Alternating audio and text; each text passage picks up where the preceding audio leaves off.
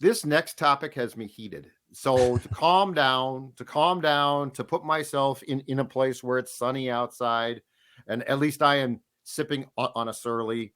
Declan, let's talk about our friends at the golf show who are going to Yeah. set up golf season, which means that warmer weather and better days, sunnier days are around the corner.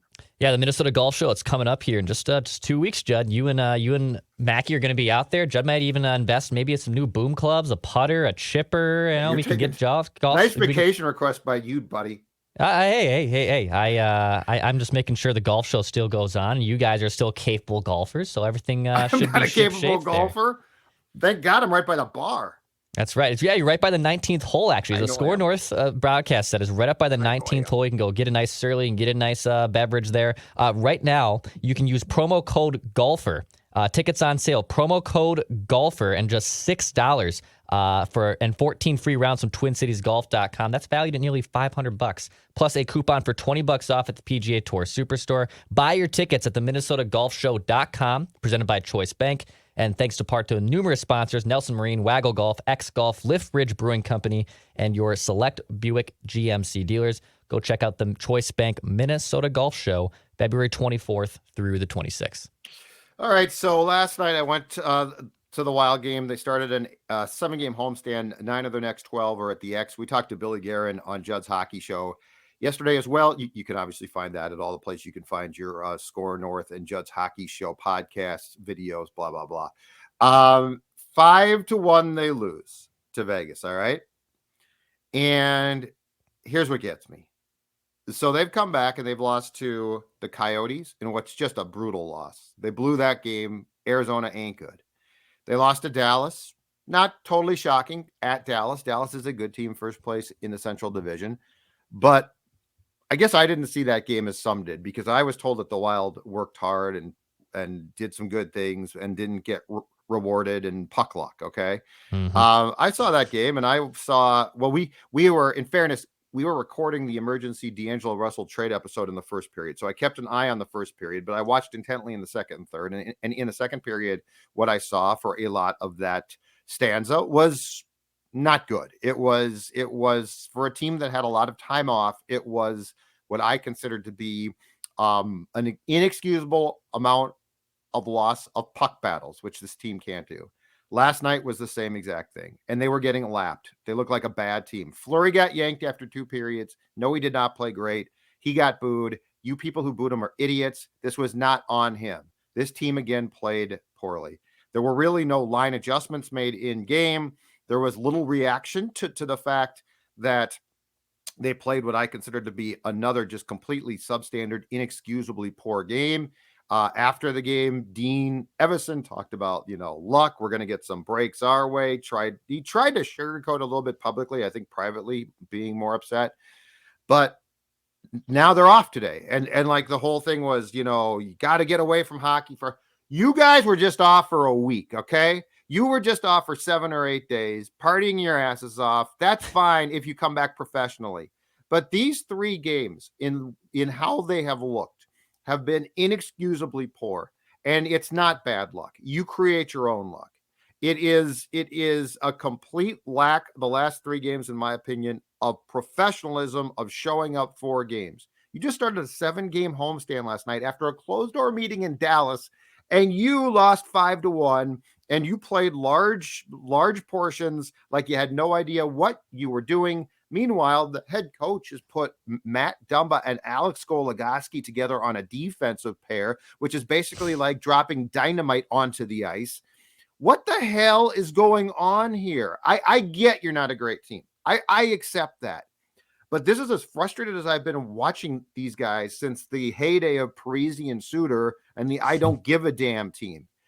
There's a difference between losing games and having bad luck. You know what those are called, Declan? 3-2 losses. Yep. This was 5-1. You didn't give yourself a chance. And by the way, down 5-1 going into the third, you came out and you played like it was an exhibition game and you couldn't wait to get done. This was inexcusable. I don't want to hear about your day off. And quite frankly, if I were the coach, I would violate the CBA and tell all my players to get back to Tria today, and I'd bag skate their asses. This, to me, is an inexcusable 3-game stretch. I have no time for this crap. Yeah, it's been the worst they've played as a team, and all season, in my opinion. Not because of how they played in those first 2 games when the goaltending was really that poor and everything wasn't going well. I think this is obviously, without hyperbole, the worst they've played and worst they've looked over a stretch of games all season. And you asked me what I think probably month and a half, a little after the holidays time. You asked me, is Sam Steele legit? And I said, I don't know. I don't know if he's legit. I want to play this out. He's unplayable. Like, he should be scratched. I wouldn't be surprised if they put the guy on waivers, for God's sakes. I know Billy said with us on Thursday that, I don't have a roster spot for him. In the words of Patrick Royce, give me a pencil and I'll create a roster spot for you. This has been as bad as they've played, and things can change. The tides turn really quickly in hockey, but as we're now about 3 weeks from the trade deadline, sometimes a team needs a little bit more oomph to get it over, and I don't think a player coming here is going to do that for them. At this point, you're probably tracking to sell if you want, and they haven't shown enough for me to buy in consistently that they can win a playoff series. I think they entered the All-Star break as a 75% chance to make the playoffs, and now they are obviously in their worst skid of the season so far. But so far, I have no faith this team can make a playoff run. I mean, they've been pretty brutal the last few weeks, and they still sit, as of today, 66% chance to make the postseason. So, better than a coin flip chance that they'll probably be in the postseason in a loaded Western Conference. But I have no faith that they can, unless they drastically turn things around and they look like the best team through the rest of the regular season here over the next 8 weeks. I don't think that's going to be the case, and I understand why you're frustrated. Let's get to something I'm not seeing discussed enough too, okay? And we broached this before, and we certainly did during the Blues series, and I think we brought it up with Bill Guerin when we talked to him after the season, the summer perhaps. But that's this. Where are the in-game adjustments from the coach? Why did I look down in the third period last night and see Ryan Hartman still between Zuccarello and Kaprizov? Why did I see Sam Steele not demoted? The last 2 games, who's played like they care? They might not be great, but they play like they care. The fourth line. Why aren't you breaking up? And Reeves is Reeves, okay? But if Dewar is working his ass off, why is he not promoted? Duhaime, put him on a wing. Replace Greenway or Foligno. Don't really care which one at this point. Why am I not seeing Eriksson Ek with Kirill and Mats? Why am I not seeing anything as far as adjustments? Why are Goligoski and Dumba playing together? I've got a cell phone. Call me in the press box and say, what are you seeing up there, Judd? And I'll say, I'm seeing 33 and 24 should never partner ever again. The other thing in the last 2 games that's being exploited brilliantly, and good teams will do this to them, and I have been wondering when somebody, I feel like hockey adjustment-wise is slower to adjust than football, Declan, but you're seeing it now.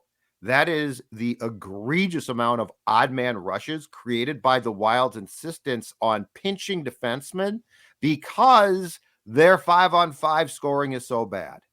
Did you see the last 2 games? You are seeing odd man rushes. It's like, for lack of a better term, a jailbreak, because they're catching Addison in or Dumba in, and it's poor Johnny Merrill furiously skating backwards and then diving to try and break up a play. Where are the adjustments to this though? Like, your whole thing of pinching defensemen in now today needs to be rethought. Because Absolutely. You're getting exploited there, and you cannot give up odd man rushes. And if you're going to, then put Boldy at center between. If you don't care anymore, like if you're like, okay, screw it, we can't score. We're going to allow Kalen Addison to be Bobby Bleepin' Orr. Then put Boldy with that first line, and don't worry about who's at center. Like, Dean, where are your adjustments? Where? And in fact, I finally asked last night. I said, are you considering? And look, if things are going well, I rarely ask, because you know what? it's easy to ask questions when things are going well. Oh, tell me about how great your team is playing. But I finally asked last night, are you considering like changes here, adjustments? And he's like, well, of course, we've thought about a lot of things. That he then said something that scared me. He's like, you don't want to do too much. It's like, okay, yeah, you do sometimes. And second of all, he said, well, we just made some adjustments. Now, not wanting to be confrontational, I didn't say, yeah, you moved to Hartman and Steele around. You're shuffling chairs on the Titanic. But where are the adjustments, Dex? I mean, the Blues series was a tutorial on what you had to learn. And like, do it now, make the adjustments now. Why are you not juggling lines? Why are you allowing your team to look that stagnant and that bored and nothing happens? Why is Jordan Greenway not being scratched? I mean, I have so many questions about the lack of puppet strings being pulled here, as you could tell. Yeah, I mean, they can, make an adjustment. They could put Eck, who had a nice little power play situation with Kirill yesterday. And in fact, I would still entertain that line. The Grief line isn't playing well, so why not put Eck with Kirill Kaprizov? Situationally, yeah, you can put Boldy up there too. There's a lot of different ways that they could potentially I shouldn't say a lot. There's a few different ways they can make adjustments here to potentially make their offense and their 5-on-5 scoring a lot better, which has been brutal this season. I know they don't want to rush a call up Rossi, but if you're not going to, and I'm not completely out on that either. I know a lot of fans have their pitchforks out asking where the hell is Marco Rossi. Marco Rossi is not going to like step in here and all of a sudden make you completely elite and better again. Same logic applies to a trade deadline acquisition at this point. But could they call up a Sammy Walker? Like hell, could they call up an Adam Beckman to like get different speed or look like Sammy that? Walker. I'm more interested in. Like that's a realistic thing that could probably adjust them a little bit. And I'm sure there's probably going to be some roster changes or line shuffling, I should say, before the next game this weekend. But I mean, yeah, it's been brutal. It's been brutal, and you obviously don't want to see them bleep away a chance to have a solidified spot in the postseason. But over their last basically month here, I mean, they have just not been a very good hockey team. If you lose because you are playing hard and just not that good, I totally get it. Okay. Sure. But what we've seen since they got back is ineptitude. And it's lack of I mean, again, I go back to one simple thing: puck battles. That doesn't take any skill. That takes work. And this team is not working. And I guess what I don't understand from the line continuity thing is, what are you preserving right now? Like, what is Sam Steele, or in this case, Hartman, what do they deserve at this point? It's almost, again, third period last night, put it all in a hat, shuffle it up and juggle it. Absolutely. See what happens. See if you can generate. You're down 5-1. This is the ideal time. What is this whole thing of, well, we have to sit down and consider it, and we don't want to do too much. Like, this team is special. I think you said this, this is not last year's team. I mean, hell, Bill Guerin said that. Yeah. This is not last year's team. There's nothing to preserve here. There's no dignity to preserve. Well, he deserves more than that. No, he doesn't. No, he does not. And, Hartman got sat for one game. Dumba got sat for two games. Greenway's not being sat, which just amazes me because he has just disappeared. It stinks. Yeah. So I don't understand what the coaching staff is doing here.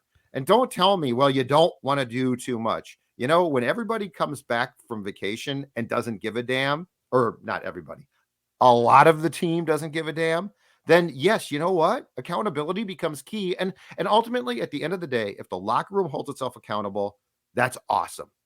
But they're not right now. So it's up to one person, Dean Evason, to hold everybody accountable. Well, how about this? How about instead of watching the Wild, you go watch some St. Thomas hockey this weekend? They're home. They got Northern Michigan coming to town, so you can go to TommySports.com, watch some local puck. And if you want to catch those games, maybe you can't make it, you can listen to them right here on 1500 ESPN, right here in the Twin Cities. Go check out some University of St. Thomas hockey. I know Enrico Blasi, he had the brotherhood at Miami, Ohio before his stop at UST. It was his culture. It was all this fun stuff. Culture. I think the Wild needs some culture. Wild needs some brotherhood stuff here. Okay. I'll give him culture. Hire Zolgad as a consultant. Get them off their reflective day off. Listen. Get them to Tria and let's bag skate their asses. That's my culture. All right, Declan. We are done. Still, of course, check out Purple Daily. Phil will be back, by the way, on Monday, as the move will hopefully then be complete at that point in time. But Declan, if there are any goodbyes to say, it's up to you to give them. All right, hit that subscribe button. Yeah. Daily Minnesota Sports Entertainment right here. Wild, Wolves, Twins, sometimes Vikings, Purple Daily as well. We'll be back at full strength on Monday. Godspeed.